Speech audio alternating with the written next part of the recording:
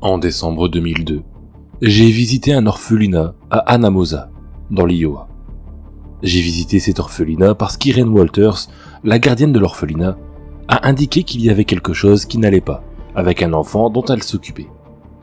Je ne suis pas un spécialiste des enfants, mais je connais bien la démonologie et le paranormal.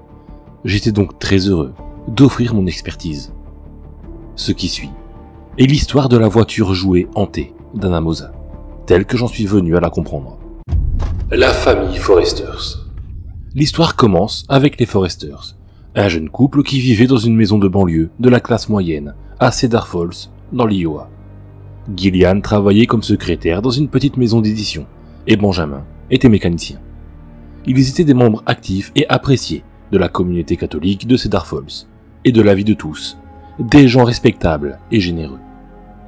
En juillet 96, Gillian et Benjamin ont donné naissance à leur premier et unique enfant, un garçon prénommé Gary Foresters. Tragiquement, Gillian est décédé pendant l'accouchement et Benjamin, dévasté par la perte de sa femme et épuisé par ses nombreuses heures à l'hôpital, s'est écrasé contre un arbre sur le chemin du retour. Benjamin est mort sur le coup. Gary, remarquablement, n'a pas été blessé et le nouveau-né est donc entré dans le système d'accueil. La famille Grays. Les Grays étaient une famille heureuse de classe moyenne, composée de 3 personnes, Joseph, Emily et leur fille de 3 ans, Angela. Incapables d'avoir plus d'enfants biologiques, les parents ont décidé d'adopter et ont été bénis avec Gary Foresters en août 96. Lorsque Gary avait 6 ans, la tragédie a de nouveau frappé. Joseph, Emily et Angela Grays ont été tués dans un délit de fuite. L'agresseur n'a jamais été rattrapé et Gary est de nouveau entré dans le système d'accueil. L'orphelinat. En 2002, Gary a été placé dans l'orphelinat dirigé par Irene Walters. Or, il n'est pas anormal que des enfants ayant vécu un traumatisme aient de la difficulté à créer des liens avec leur père. Mais Gary s'est montré particulièrement résistant. Il restait seul et s'asseyait dans les coins, face au mur, faisant rouler ses petites voitures le long des planches déformées. Quand Irene m'a contacté, c'était parce qu'elle croyait que Gary était possédé. Plusieurs fois, elle a vu ses yeux se tourner vers un jaune agressif et exigeant. Bien que cela ne durait que quelques secondes, ces moments la terrifiaient. Irene a décrit l'enfant par ailleurs calme et obéissant, comme violent et querelleur. 2 fois, alors qu'il avait les yeux jaunes, il a menacé sa vie et a dit qu'il la tuerait avec une voiture. Comme j'ai tué mes parents. En entendant ce témoignage, j'ai commencé à regarder dans le passé de Gary. S'il était possédé, j'avais besoin de déterminer ce qui l'aurait causé. Voici mes conclusions. Mes recherches ont commencé à l'hôpital où Gary Foresters est né. Ici, j'ai parlé à Claire Vernon, qui était l'une des infirmières présentes lors de la naissance du garçon. Fait intéressant, Claire m'a dit que Gillian et Benjamin étaient arrivés à l'hôpital pâles et secoués, alors que la plupart des parents débordent d'énergie lorsqu'ils donnent naissance à leur premier enfant.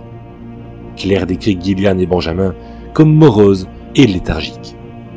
Plus important encore, Claire m'a dit que lorsque Gary est né, ses yeux étaient d'un jaune agressif. Elle a souligné à quel point c'était troublant. Comment les yeux semblaient avoir une clarté et une colère qu'aucun nouveau-né ne devrait avoir. Cependant, après quelques instants, les yeux du bébé virèrent au brun. Jerry et Harriet Caring, amis de la famille Grays. J'ai rencontré Harriet et Jerry à l'église que fréquentait la famille Grays. Les Caring étaient de bons amis des Grays et parlaient hautement de la famille.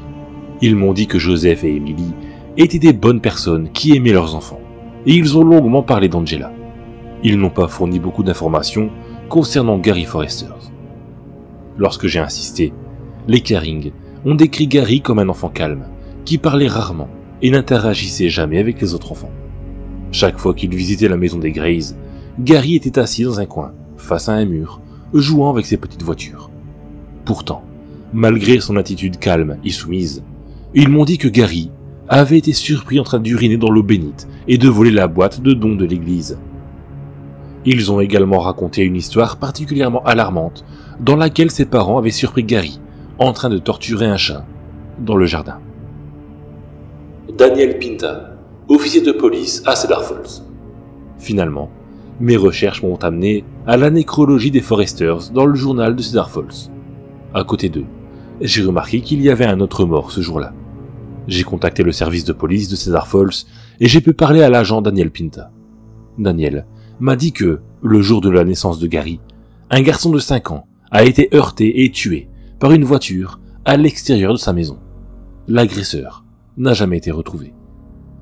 Lorsque j'ai enquêté plus avant, j'ai découvert que la rue dans laquelle le garçon avait été tué était très proche de la maison de Benjamin et Gillian Foresters. Quand j'ai creusé plus loin, j'ai découvert que cette rue était sur l'itinéraire exact que Benjamin et Gillian auraient emprunté pour se rendre à l'hôpital le jour de la naissance de Gary. J'ai contacté Irene Walters et lui ai recommandé de parler à un exorciste. Je suis allé rendre visite à Gary le jour de l'exorcisme prévu. Je l'ai trouvé assis dans un coin, la tête baissée, jouant avec ses petites voitures. À mon approche, le petit garçon se raidit. Lorsque je m'agenouillai derrière lui, il se tourna lentement pour me faire face. Ses yeux étaient d'un jaune perçant. « Prends-le, vieil homme, et vas-y !» cracha-t-il avec un venin dans la voix dont aucun enfant ne devrait être capable. Il laissa tomber une Golf BMW jaune endommagée dans ma main ouverte. Presque immédiatement, les yeux de Gary virèrent au marron et son comportement changea. Ses épaules s'affaissèrent, sa tête est tombée. Le petit garçon m'a tourné le dos et s'est assis tranquillement dans le coin, faisant rouler une autre de ses petites voitures, d'avant en arrière. Le prêtre n'est jamais venu pour pratiquer l'exorcisme. Il a été tué dans une collision en route vers l'orphelinat. Sa voiture ? Une BMW Golf jaune. Cette semaine-là, Irene Walters a démissionné de son poste à l'orphelinat. Peu de temps après, l'orphelinat était fermé et les enfants étaient repartis dans tout le pays. Malgré tous mes efforts, j'ai perdu la trace de Gary Foresters. Pendant des années, la petite voiture hantée d'Anna Mosa est restée dans ma collection. Un rappel sinistre de l'exorcisme raté d'un enfant innocent. Bien que je n'ai aucune preuve, je crois que Gary était possédé lorsque ses parents ont tué un jeune garçon sur le chemin de l'hôpital où il est né. Je ne sais pas où Gary est aujourd'hui, mais j'ai peur qu'il porte encore le démon avec lui. Et peut-être que la voiture miniature est elle aussi possédée. À la personne qui achète la voiture possédée d'Anna Mosa, l'article sera méticuleusement emballé et livré avec une copie de son histoire. Merci d'avoir lu ce grand conte, et je vous souhaite tout le meilleur, sincèrement.